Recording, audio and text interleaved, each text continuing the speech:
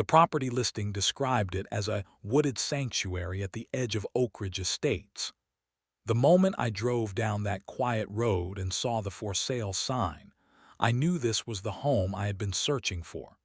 3 acres of pristine woodland with mature oak trees, a natural stream running through a gentle ravine, and enough privacy to feel like a true retreat from the world. After years of living in crowded suburbs with neighbors just feet away, this property offered the perfect balance of community access and natural seclusion. I purchased the home in early spring. The previous owners had maintained the property beautifully, with natural landscaping around the house that transitioned seamlessly into undisturbed woodland. The realtor emphasized that while the property was technically part of Oak Ridge Estates and subject to HOA regulations, my lot was unique. It backed up to protected county land and was significantly larger than the standard lots in the development. The HOA rules primarily applied to the front of the property facing the neighborhood, while the wooded area remained my private domain. My first month in the new home was pure bliss. I spent weekends exploring my woods, planning where to add native plantings and identifying spots for future projects. The bubbling stream became my favorite meditation spot. Birds, deer, and even the occasional fox made appearances. This was exactly the natural retreat I had dreamed about when signing those mortgage papers. The first sign of trouble appeared so innocuously that I barely registered it as an issue. While enjoying coffee on my back deck one Saturday morning, I noticed a middle-aged woman in expensive athletic wear walking through my woods. She moved with the confidence of someone who belonged there, following what appeared to be a subtle path near the stream. Not wanting to seem unfriendly to a neighbor, I simply observed as she continued her trek across my property and disappeared into the trees at the far boundary. The following weekend brought more visitors. A couple with a golden retriever wandered along the same route, then a family with young children. By the third weekend, I realized there was consistent traffic following a distinct path that cut diagonally across my property from the neighborhood side to the county land beyond. The path was becoming more pronounced with each passing week, the earth compacted by regular foot traffic, small branches broken aside to clear the way. One afternoon, I decided to walk the pathway myself. What I discovered disturbed me deeply. Discarded granola bar wrappers lay caught in undergrowth. Several plastic bags of dog waste had been left tied to tree branches. Near the stream, someone had arranged rocks to create a crossing, disturbing the natural flow. What bothered me most was the realization that this path had clearly been established before my arrival, without any mention in the property documents. The woman I had first noticed appeared frequently, often leading what looked like informal nature walks with other neighbors. From listening to their conversations as they passed near my deck, I learned her name was Margaret Williamson, though everyone called her Maggie. She served as the president of the Oak Ridge Estates HOA and apparently considered herself something of a local nature expert. Finally, after a particularly busy Sunday with at least 15 people crossing my property, I decided to politely address the situation. I approached Maggie as she was leading a group of 4 other women along the path. "Good morning," I said pleasantly. "I am the new owner of this property. I notice there seems to be quite a bit of foot traffic through these woods." Maggie smiled broadly, though the expression did not reach her eyes. "Yes, this is our community nature trail. It has been here for years. We are so glad the old owners maintained it for everyone to enjoy." She gestured casually, as if introducing me to a public park rather than my own private property. Actually, I reviewed all my closing documents, and there is no mention of any trail, easement, or public access rights through this land, I explained carefully. Her smile tightened.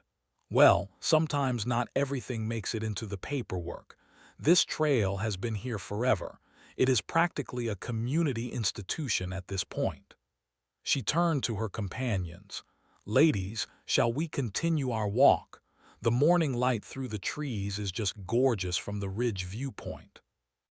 With that dismissive response, she simply continued walking, leading her group deeper into my woods. As I watched them go, a sense of unease settled over me. The property I had purchased for privacy was apparently considered common ground by the neighborhood, and the HOA president herself seemed determined to keep it that way, regardless of what the legal documents said. The casual dismissal from Maggie left me feeling unsettled but determined to understand my rights. The next morning, I pulled out all my closing paperwork and studied every document carefully. The property survey clearly showed my land extending all the way to the county forest boundary. The deed contained no easements, no rights of way, no public access provisions whatsoever. I even called my real estate attorney to confirm my understanding. His response was unambiguous. "That is your private property. No one has legal right to cross it without your permission." Armed with this confirmation, I began to pay closer attention to the trail usage. What I discovered was alarming. During weekdays, the traffic was moderate, perhaps 10 to 15 people daily. Weekends saw upwards of 30 people crossing my land. Some carried picnic supplies to the county forest beyond. Others treated my stream as a public recreation area. I found children's toys abandoned near the water. One group had even set up portable chairs on a flat area near the property boundary, leaving behind snack wrappers and soda cans. My privacy had effectively vanished. Standing in my kitchen, I could see strangers wandering through my woods at all hours. The sense of sanctuary that had drawn me to this property was rapidly disappearing. The stream bank was showing signs of erosion from overuse. New secondary paths were forming as people took shortcuts through delicate fern beds and wildflower patches. After documenting the situation with photographs and detailed notes, I invested in several tasteful private property signs. I placed them strategically along the trail entrance points, making the legal boundary clear while trying to maintain the natural aesthetic. Within 48 hours, every sign had vanished, not blown away or fallen down, but deliberately removed. The following weekend brought matters to a head. I was working in my garden when Maggie appeared with a larger group than usual, at least 10 people including several children and dogs. When she noticed me watching, she approached with what appeared to be purposeful confrontation in mind. "Those signs were inappropriate," she stated flatly. "This trail has been used by our community for over 20 years. That makes it grandfathered in as common use property." "That is not accurate," I responded calmly. "I have verified with my attorney that no easement exists. The development itself is only 10 years old according to county records, so the trail cannot possibly have existed for 20 years. Her expression hardened. "Listen, I do not think you understand how things work here. This community values its natural resources and shared spaces. The previous owners respected that. The previous owners may have allowed access informally, but they never established a legal right of way," I explained. "This remains private property." "Well, we will just have to see what the HOA board has to say about this," Maggie replied, voice rising. "I am not going to let one selfish new homeowner destroy a community amenity that benefits everyone and raises all our property values." She rejoined her group, speaking loudly enough for me to hear as they continued down the trail. "Some people just do not understand community spirit. They move here for our lovely neighborhood but want to take away what makes it special." That evening, an email appeared in my inbox from the Oak Ridge Estates HOA account. The subject line read, community trail access concern. The message had been sent to all homeowners in the development, though it avoided naming me specifically. It described a concerning situation with a new resident attempting to restrict access to our beloved community nature trail. The email encouraged residents to attend the upcoming HOA meeting to protect our neighborhood amenities and community character from selfish actions. My phone began ringing almost immediately. First came a call from an adjacent neighbor who sympathized with my position and revealed something interesting. Maggie's real estate listing for her home specifically mentioned private access to premium nature trail as a selling point. Her property backs up to yours, and that trail access is why she paid top dollar for that lot. More calls followed, some supportive, others hostile. One woman demanded to know who I thought I was to restrict access to their trail. Another man gruffly informed me that his children had been using that path to the county forest for years and would continue to do so regardless of my wishes. I sat on my back deck that evening, watching the sunset through the trees that were legally mine but somehow felt increasingly under siege. The decision before me was clear: stand firm on my property rights and face community backlash, or surrender my privacy and watch my land be slowly damaged by unregulated public use. Neither option seemed particularly appealing, but I knew I could not simply allow this trespassing to continue unchallenged. Before taking any drastic measures, I decided to attempt a reasonable compromise.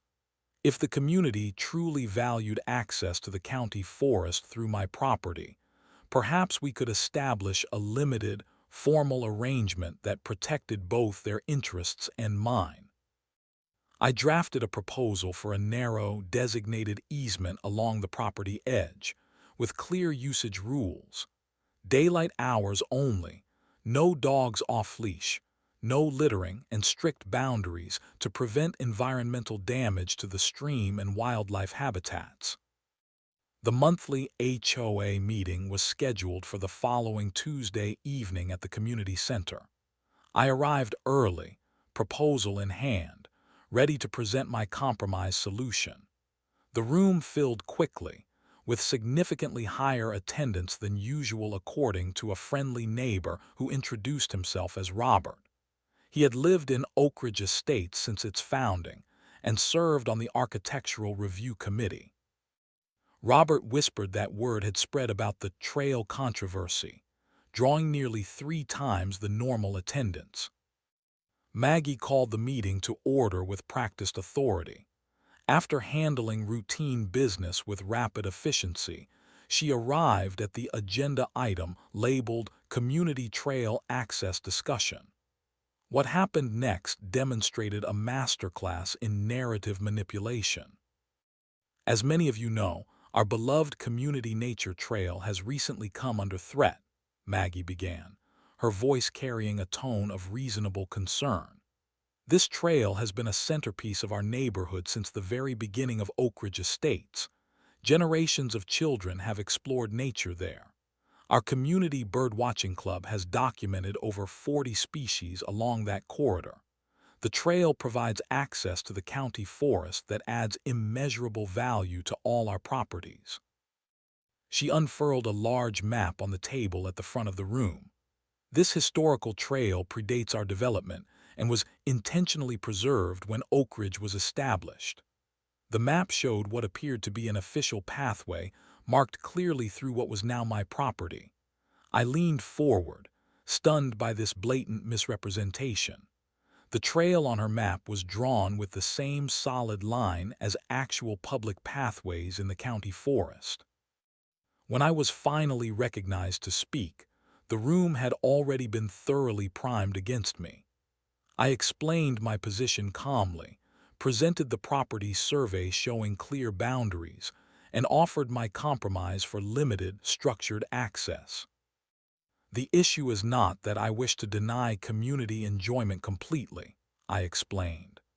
The issue is uncontrolled access that has led to property damage, privacy concerns, and potential liability issues. I am proposing a formal, limited easement that would. Maggie interrupted. What you are proposing is to restrict a communal resource that has been freely available to all residents for decades. The previous owners understood the value of sharing natural beauty. An older gentleman stood up without being recognized. My grandchildren play along that stream every weekend. Are you saying they are not welcome anymore? Another resident, a woman in her 60s, added, I specifically purchased my home because the realtor assured me we had walking trail access to the county forest. Are you telling me that was a lie? That question inadvertently opened a revealing door. I responded carefully. I cannot speak to what realtors may have promised, but legally, no public access easement exists across my property. If someone sold their home advertising features on my private land, that would be misrepresentation. Maggie's expression flashed with momentary panic before she regained control. No one is talking about legal technicalities. We are discussing community standards and expectations. Oak Ridge Estates has always valued shared natural spaces. After nearly an hour of increasingly heated discussion, it became clear that compromise was impossible. Residents who had purchased homes based on Maggie's misleading claims about trail access felt personally threatened. A small faction of neighbors understood my position, but remained silent in the face of overwhelming community pressure. The meeting concluded with Maggie establishing a Trail Preservation Committee to explore all options for maintaining our historic community access. As people filed out, I overheard scattered comments that chilled me. We could make things very difficult for the new owner. The HOA has ways of dealing with troublemakers. Some people just need to learn how things work around here. The next morning, I discovered my mailbox had been vandalized overnight. Later that week, someone scattered trash across my front yard. The message was clear. The community, or at least a vocal portion of it, was prepared to make my life uncomfortable if I challenged their perceived right to my property. The failed HOA meeting and subsequent petty vandalism convinced me that informal resolution was impossible. It was time to fully understand my legal options. I scheduled a consultation with Sarah Chen, an attorney specializing in property law and HOA disputes. Her office was located 30 minutes outside our county, ensuring she had no conflicts of interest with local homeowners associations. Sarah reviewed my documentation methodically, examining the property survey, deed, HOA covenants, and photographs of the trail usage. Her assessment was unequivocal. You have absolute ownership rights to that property. No easement exists. No prescriptive rights have been established given the property age. The HOA has zero authority to create or enforce access across your private land. She pointed out several critical facts. First, the development was indeed only 10 years old, making Maggie's claim of 20 years of community use objectively false. Second, the HOA covenants actually contain specific language protecting property boundaries and prohibiting trespassing between lots. Third, the county forest access had an official public entrance half a mile away, meaning the community was not landlocked without access. The most concerning aspect here, Sarah noted, is the HOA president appears to have financially benefited from misrepresenting access to your property as a community feature. That potentially constitutes fraud. I asked about the HOA's power to create new rules that might affect my ability to protect my property.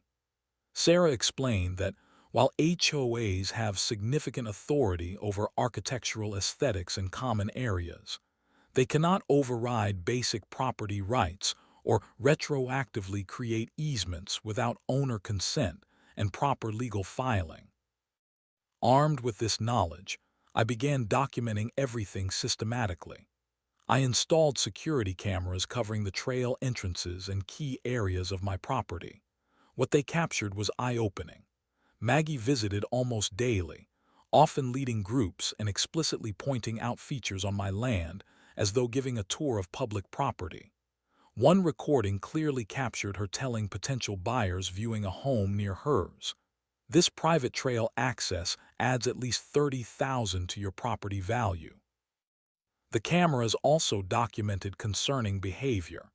Teenagers building a rope swing over the stream, dogs running unleashed through sensitive wildlife areas, even one group cutting saplings to create walking sticks.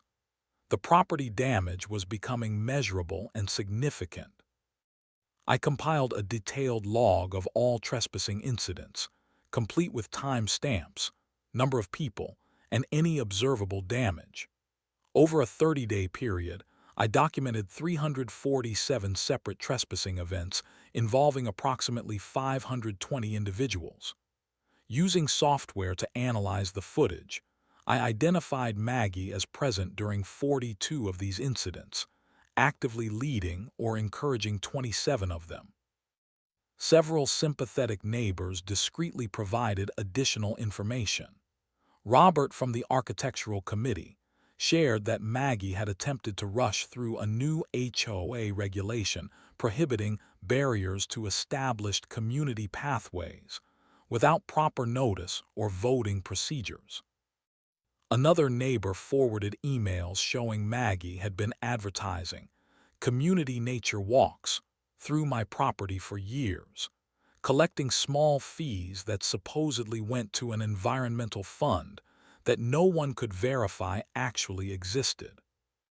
The most damning evidence came from county tax records. Maggie had successfully appealed her property tax assessment 3 years prior, arguing her home deserved a premium valuation due to exclusive nature trail access that enhanced her property value. She had literally been profiting from my land without permission or compensation. Each night I reviewed the growing evidence while watching strangers freely cross my property on the security monitors. The contrast between legal reality and neighborhood perception had become stark and irreconcilable. The question was no longer whether I had the right to act, but precisely how and when to assert those rights most effectively. Sarah advised a strategic approach. Document everything, follow all legal procedures precisely, and be prepared for backlash. From what you have shown me, this HOA president has built her reputation and property value on access she has no right to offer. People like that rarely surrender such advantages without a fight. The doorbell rang early on a Saturday morning. Through the peephole, I saw Maggie standing on my front porch, wearing a pleasant smile that immediately put me on guard. In our previous interactions, that particular smile had preceded her most manipulative behavior. Nevertheless, I opened the door, keeping the security chain engaged. "Good morning," she said cheerfully. "I thought it might be time for us to have a friendly chat, neighbor to neighbor, about this trail situation."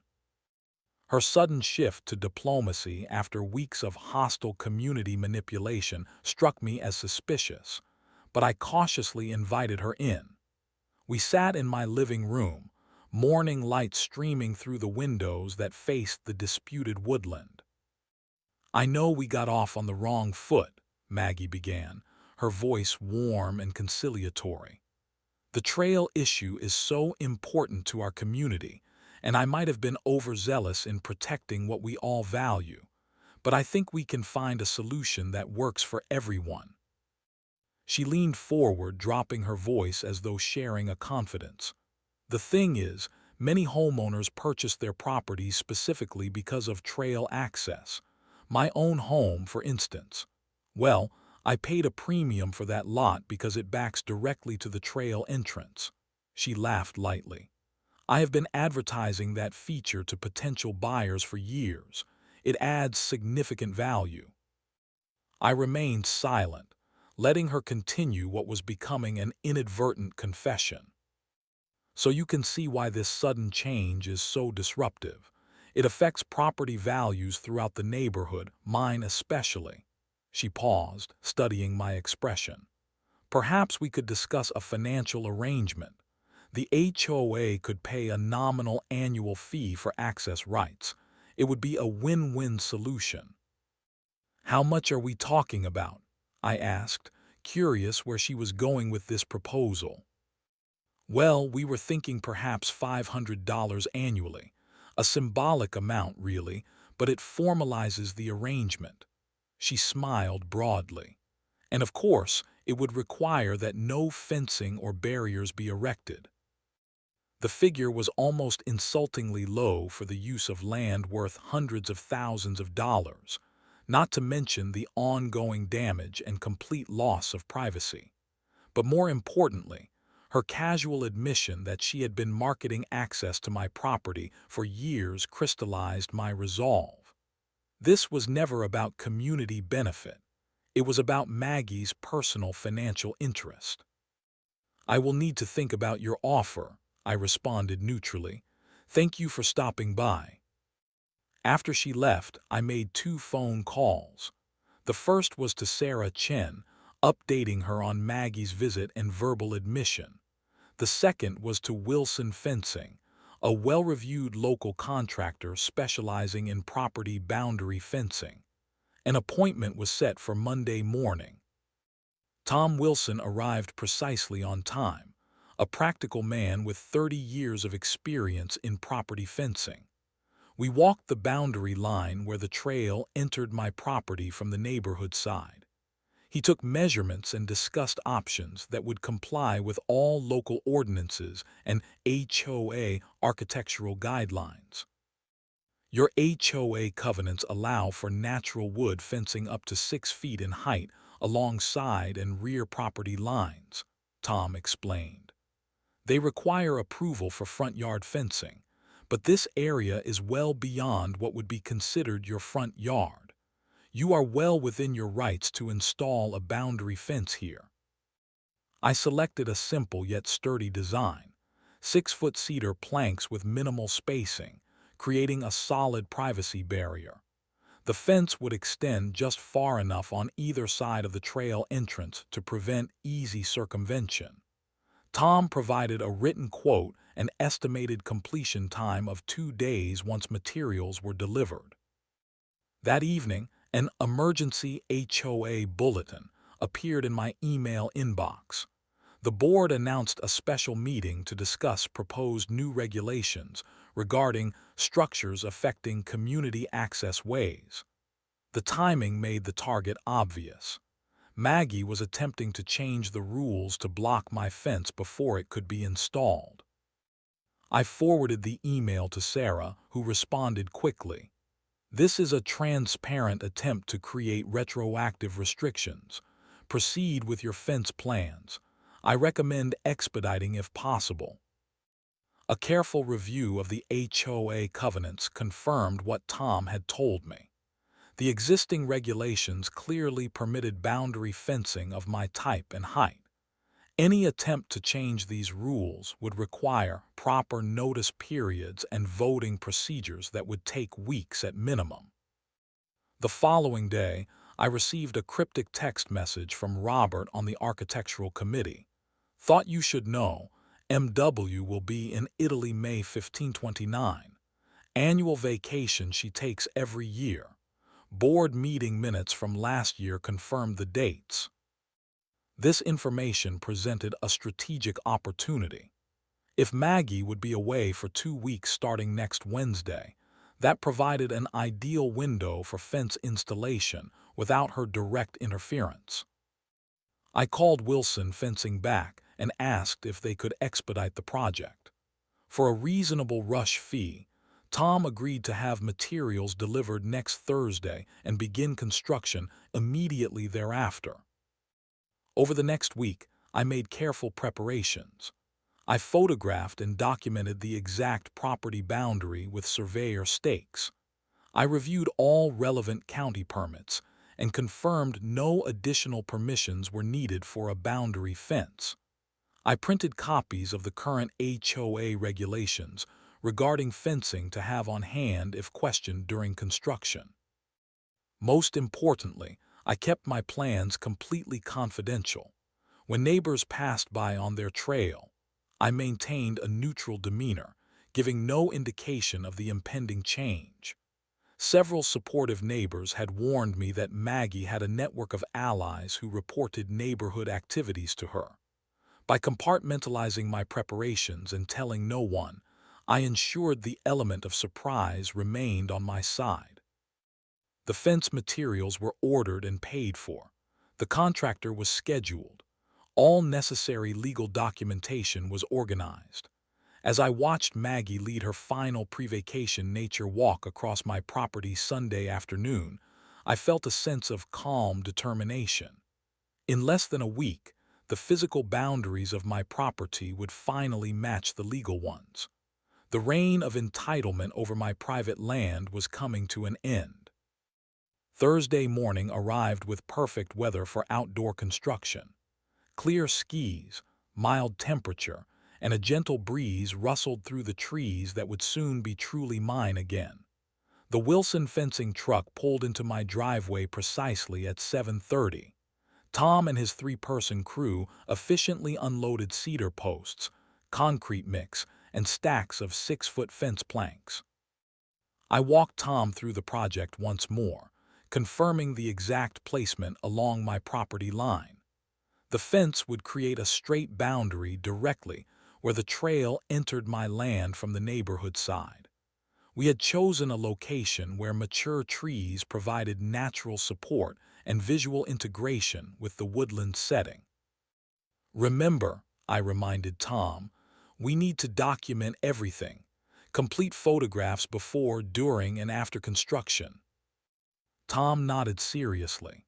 Not my first rodeo with HOA issues, sir. We will document every step and ensure everything is by the book. The crew began work immediately, marking the fence line with bright string and starting to dig post holes. The rhythmic thud of shovels biting into earth carried across the property. Within an hour, the project had drawn attention. Linda Matthews, who lived 3 doors down from Maggie, stopped her morning power walk to stare openly at the construction. She pulled out her phone and appeared to take photos before continuing briskly toward her home. Within 30 minutes, a small gathering of neighbors had formed on the public road adjacent to my property, watching the work progress with expressions ranging from curiosity to obvious hostility. By midday, the concrete footings had been poured for all posts, and the basic framework was taking shape. Robert, my ally from the architectural committee, casually walked by and gave a subtle thumbs up. "Looking good," he said in a normal conversational tone. "Proper boundary marking is important for good neighbor relations." His public endorsement sent a message to the watching neighbors that the project had legitimate support. Around 2 in the afternoon, Greg Sanders, the HOA vice president, approached the property line. "Excuse me," he called out, "but did this fence receive proper HOA approval?" I was prepared. I walked over with my folder of documentation. "Hello, Greg. Yes, the fence is fully compliant with Section 7.3 of the HOA covenants regarding boundary fencing. I have all the documentation here, including the current regulations that clearly permit this type of installation." Greg reviewed the papers with a frown. Maggie mentioned there was some discussion about changing these regulations. "Discussion is not the same as properly approved and recorded changes," I replied calmly. "The current regulations are what govern this installation." He handed back my folder. "Maggie is not going to be happy about this." "I am simply exercising my rights as a property owner within the existing HOA guidelines," I responded.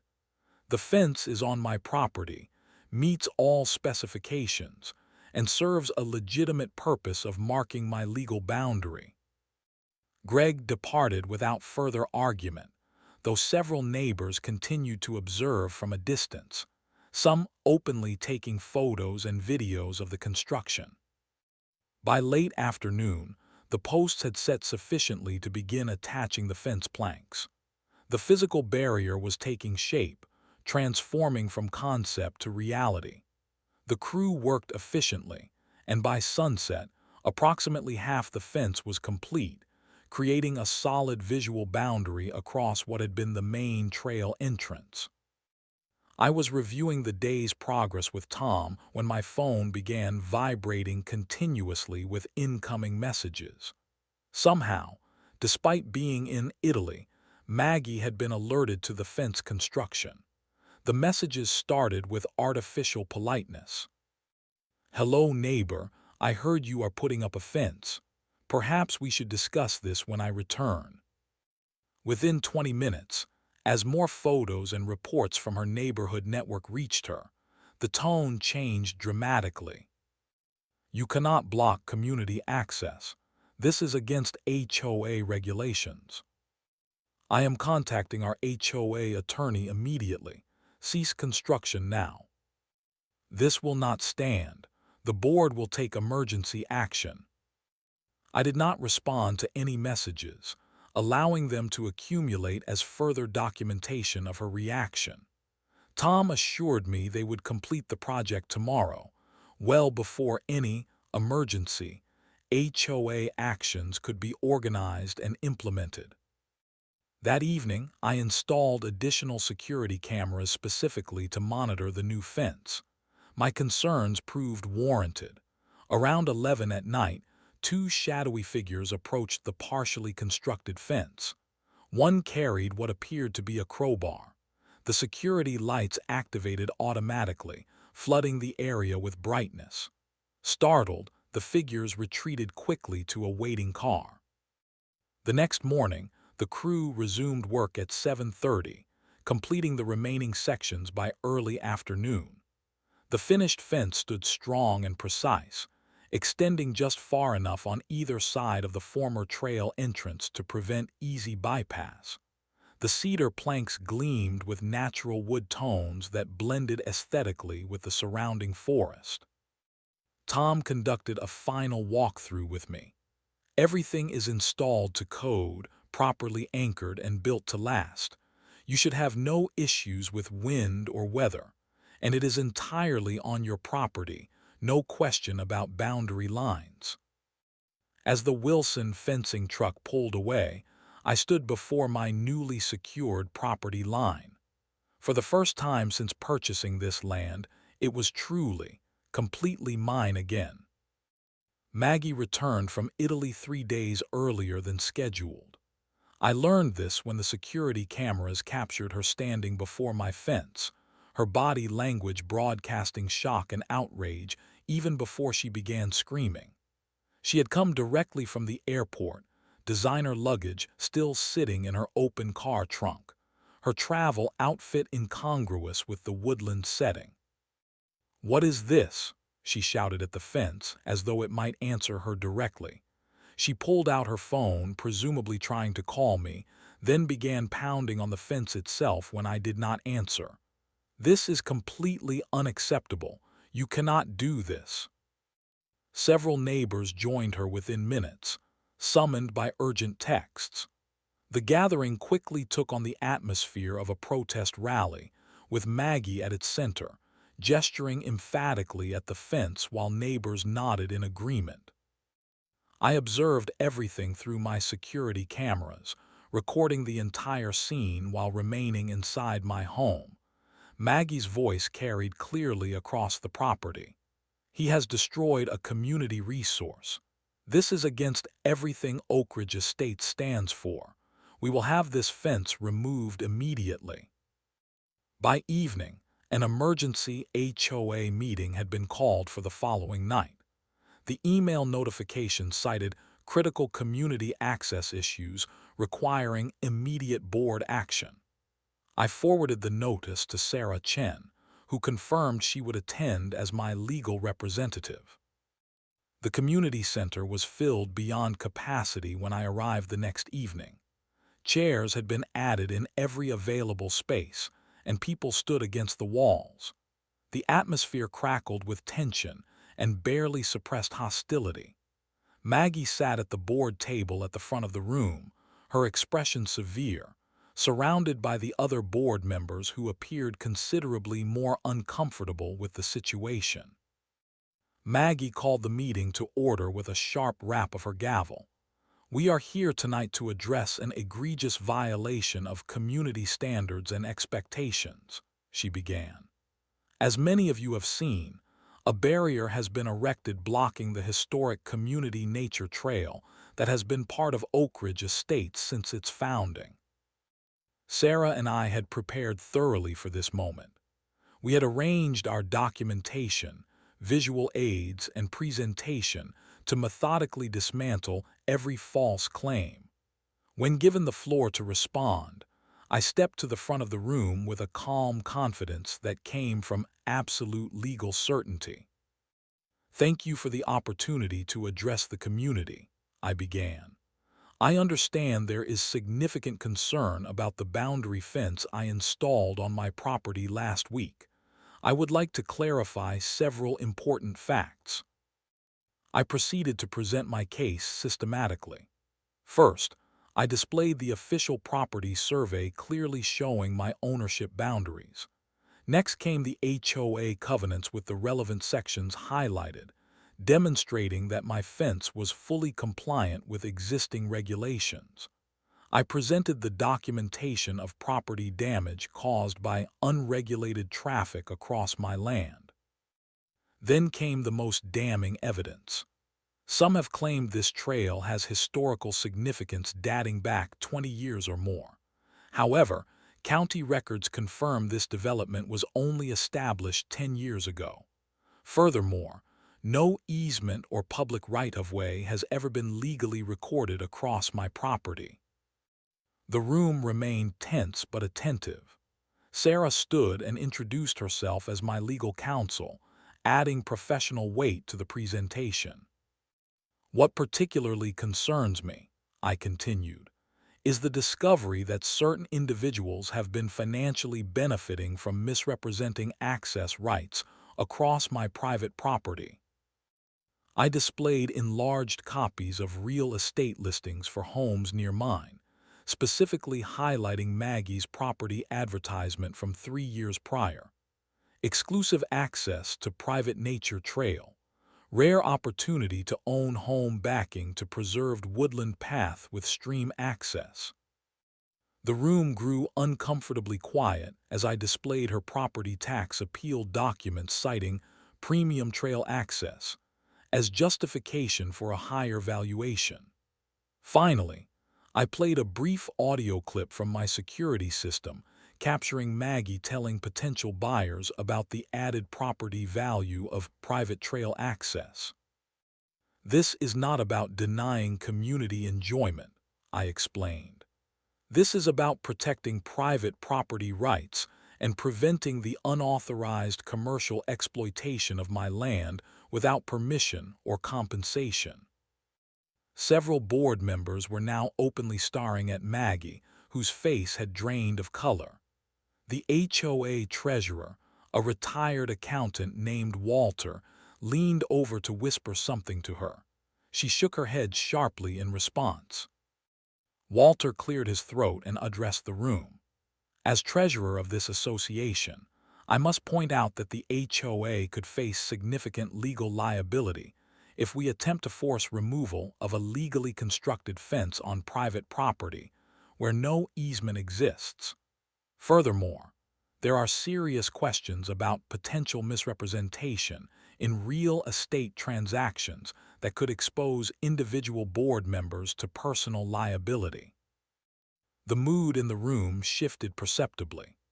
Homeowners who had arrived angry about losing their trail now appeared concerned about potential legal and financial implications. Several people began asking pointed questions about whether their own property values had been artificially inflated based on access that was never legally established. Maggie attempted to regain control of the meeting. This is about community values and expectations. Walter interrupted firmly. This is about legal property rights and potential HOA liability. I move that we acknowledge the fence is on private property and within the homeowner's rights to install under current regulations. The motion was quickly seconded by another board member. When put to a vote, it passed with only Maggie opposed. The practical effect was immediate. Official HOA recognition that my fence was legitimate and would remain in place. Within a week, Maggie resigned from the HOA board, citing personal reasons. Her home went on the market shortly thereafter, its listing notably lacking any mention of trail access.